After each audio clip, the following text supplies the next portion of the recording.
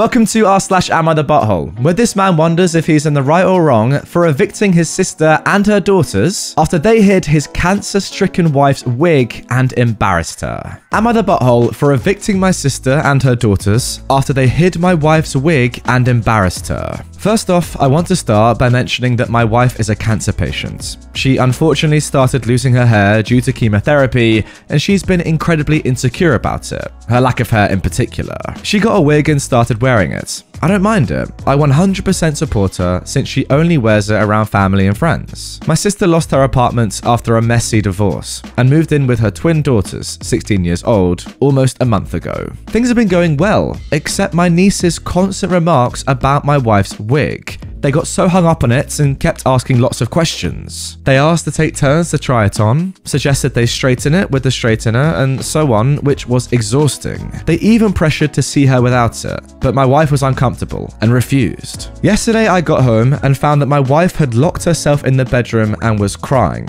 I asked her what happened. She told me she woke up and couldn't find her wig, then discovered that my nieces had taken it and hid it, urging her to come out so they could see her without it. My wife repeatedly asked them to give it back, but they started laughing and recording. My wife had to lock the door to keep a distance because they didn't stop. I was fuming. I went into the kitchen and confronted them. They acted confused, but I was able to get the wig back. I lashed out, telling them they humiliated my wife and harassed her by taking away her wig. They said it was just a light-hearted prank, which made me go off on them even more. My sister got involved and said my wife was just being too sensitive and the girls were just curious to see her without a wig and she overreacted. I told her her daughters were recording her, but she saw nothing wrong in that and said that I was now overreacting as well. So I lost it on her too and told her she and my nieces are no longer welcome to stay at my home and they need to leave. I later let them know about the eviction since they thought I wasn't serious, and they started crying,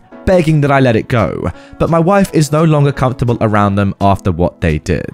My sister called our elderly dad, and he also begged that I let them stay, insisting my nieces were just acting like typical teenagers.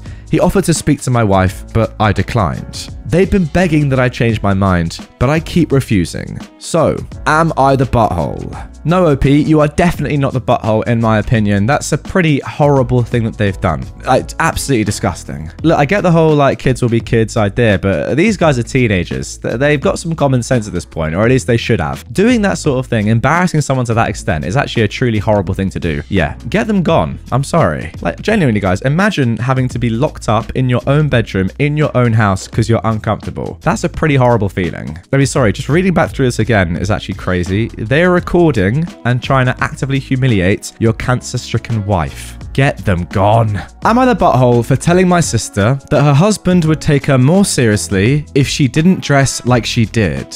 My sister, Anna, married my friend Lance. He was the cool guy in our friend group. Handsome, mysterious, smart, quiet. I don't know how he ended up with my sister. She is the total opposite, loud, funny, outgoing. She is beautiful though, really beautiful. And when they got together, everyone said how good they looked. Anna seemed to be really in love with him all the time. She used to say how dreamy he was, how good he treated her, and how spoiled she felt.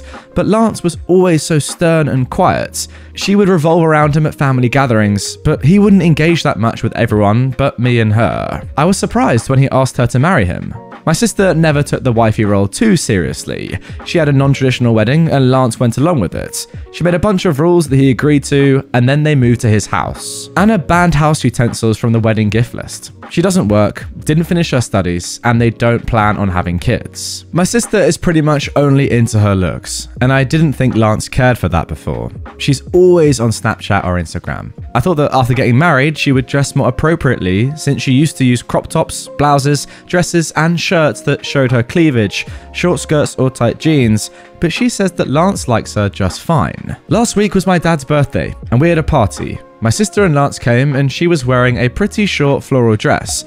Nonetheless, most of the men were looking at her, including my dad's friends. Lance was as stoic as always, and my sister came to my mum and I saying that she didn't know why he was so quiet since he's not like that. He is like that though, like what the F? So I told her that if she didn't dress like that, he might take her more seriously. She got sad and sat quietly the rest of the night, and I didn't think much of that. But a few days ago, Lance texted me and said that he would appreciate if I didn't comment on his wife's way of dressing again.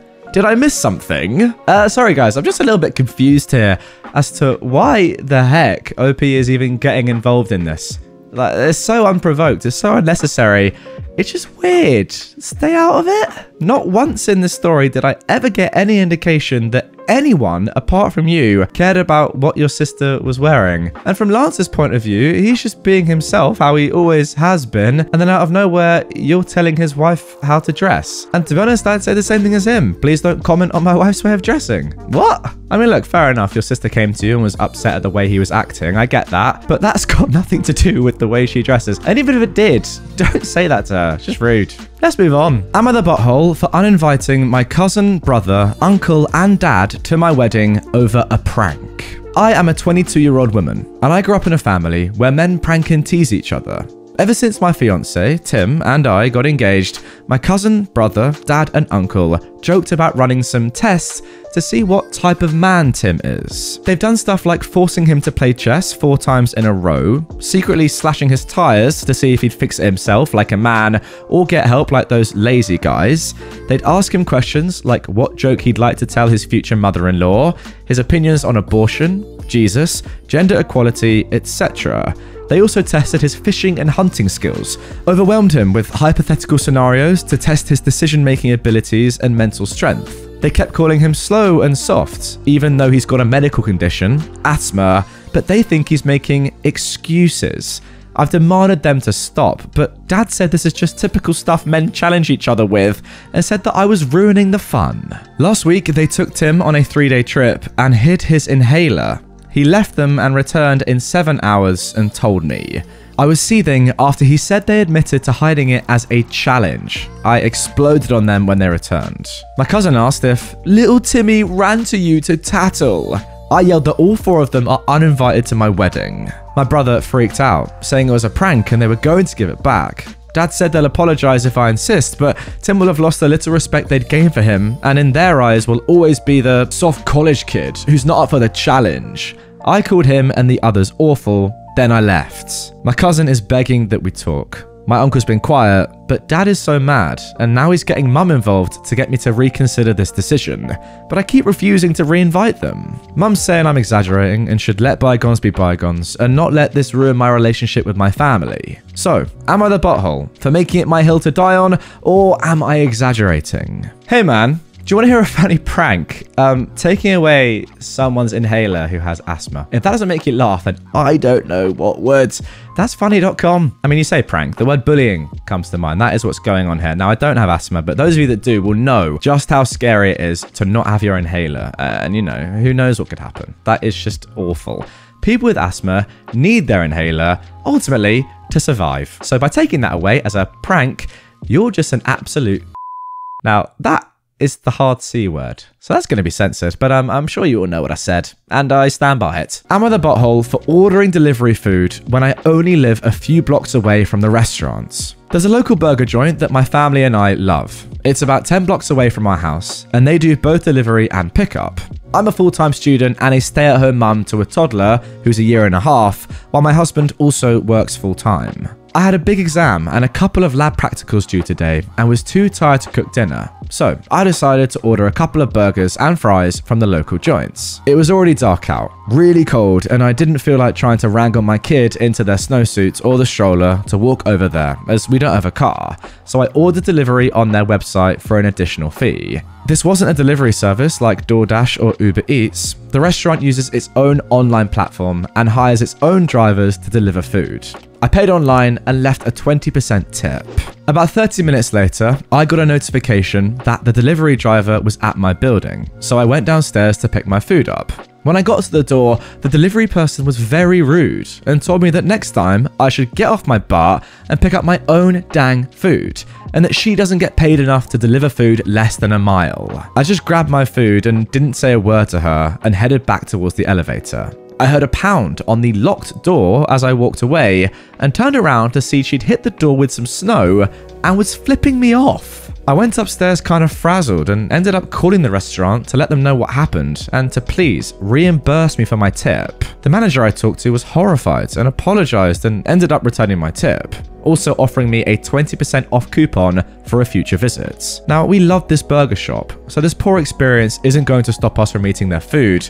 I'm just not going to get delivery from them again. So, am I the butthole for ordering delivery from a restaurant a few blocks away? Is this some kind of unwritten rule of delivery that I didn't know about? No, it definitely isn't. That is odd. Now look, I don't know how this delivery driver gets paid exactly. Let me know in the comments if you have any sort of idea, but I would just presume that they get an hourly wage, right? And it's as simple as that. It doesn't depend on how many deliveries they get done or how long they're on the bike, etc, etc. If anything, if it was dependent on how many deliveries they got done in their shifts, they'd be more happy with short deliveries like this, wouldn't they? The whole point being, I don't get why this delivery driver was unhappy at only going a short distance. Like, that's what you've signed up for. I don't really understand. I genuinely can see no way in which this disrupts them at all. Like, if they're getting paid more to do more deliveries, they love it. If they're not, which it seems like they're not, then why does it matter? Like, nothing's changed. You're still doing your job. I don't get it. I mean, look, maybe they were having an awful day, but what's really rude and absolutely inexplicable is then chucking a snowball at them and giving them the finger. I mean, that is just mental. Probably needs to be sacked. That's disgraceful customer service. Good thing that the manager, respected you and gave you a coupon though. I rate that a lot. Am I the butthole for saying it's a little embarrassing that a girl's nanny puts little notes in her lunch? So, this girl, Nicole, who is 16, started going to my school after winter break. She's a little weird, to be honest. She doesn't talk a lot, and when she does talk, she's so quiet that you can barely hear her. She used to eat in her car, but one of my friends felt bad for her and invited her to eat with us. I noticed that all of her lunches had a little piece of paper and she'd read it, smile for like 2 seconds, then fold it up and put it in a pocket in her lunchbox. Sometimes she'd take it out and read it a couple of times during lunch. I eventually asked her what it was, and she said that she has a nanny and she writes her notes every day.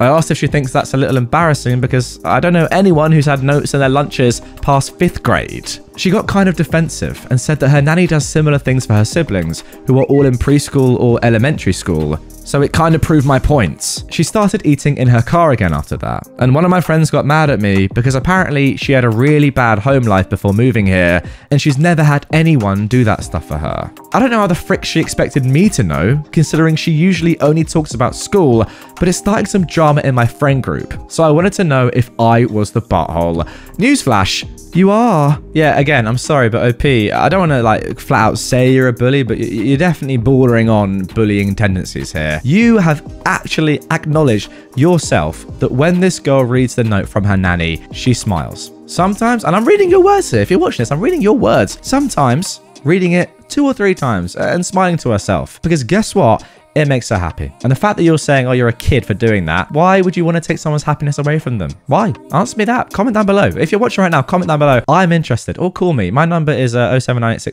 Oh yeah, but in all seriousness, this girl is now eating alone in her car because of you. Think about that. Really do. Am I the butthole for banning my mother-in-law from the house after I discovered that she's installed a camera in the bedroom? My husband, who's 33, got into a car accident almost a month ago. He's been bedridden due to a back injury, and I've been his primary caregiver. The pressure has been too much from my mother-in-law. She keeps telling me to take care of him and be there for him constantly. She begged me to take time off work, and I did. She asked me to send her hourly updates about his condition for the first 2 weeks, but when I don't, she gets mad and causes an issue. She visits every day, but doesn't do anything to help. Alternatively, she actually lists all the things I should or shouldn't do. The family keeps telling me she's just worried sick for her son, so I try and stay calm. Days ago, she called to berate me about not replacing his sheets quickly. I had no idea how she found out since my husband doesn't call her. My sister-in-law called me to tell me that her mum installed a camera in the bedroom to see if I was taking proper care of her son. I was stunned. After searching the room, I found the camera, and I called her and had a huge fight with her. She admitted it and said she was just feeling concerned and wanted to make sure her son was being cared for, despite him calling her every day. I yelled at her, telling her that she's no longer allowed into my home after this.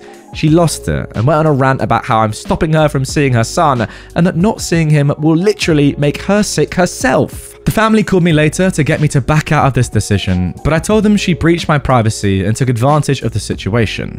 They said I'm taking it too personally and that I can't blame a concerned mother for wanting to make sure her son's fine, especially since she listed things she thought I was doing wrong. I ended the conversation, but my husband is upset, telling me I'm being vindictive and that if his mum can't come, then he'll move there with her. We argued, then I went outside, and he's been silent ever since. So, am I the butthole? Well, you know what, OP? I'm still firmly on your side, but that last sentence has confused me quite a lot. Does your husband actually want a camera to be in his room then? Is that what he's saying? Because I guess if that is the case, then you kind of have to do what he says. Ultimately, you are looking after him, and you have to have his best interests at heart. It's just a bit strange what he's saying. It seems as though he's not even giving 1 ounce of thought to what you know you're going through and the effect that his mum is having on you when you're the one that's putting in all the effort, taking care of him 100% of the time, and his mum is just doing nothing apart from picking on you and just saying, do this better, do that better. It's very odd. I was all set with what to say to this mum and say how in the wrong she was and how well you're doing, OP.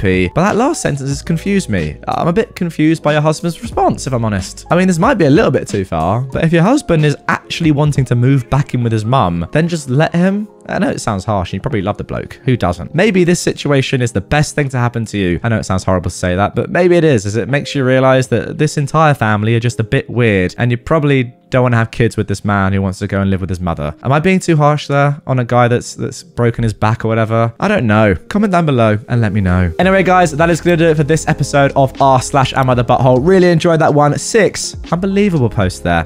Comment down below 1, 2, 3, 4, 5, 6, as I always ask you lot, and just comment A for butthole and NTA for not the butthole. I'd love a little bit of reasoning as well, and I will go through the comments and mark them myself out of 10 for how good they are. So yeah, try and get a 10 out of 10. Respect.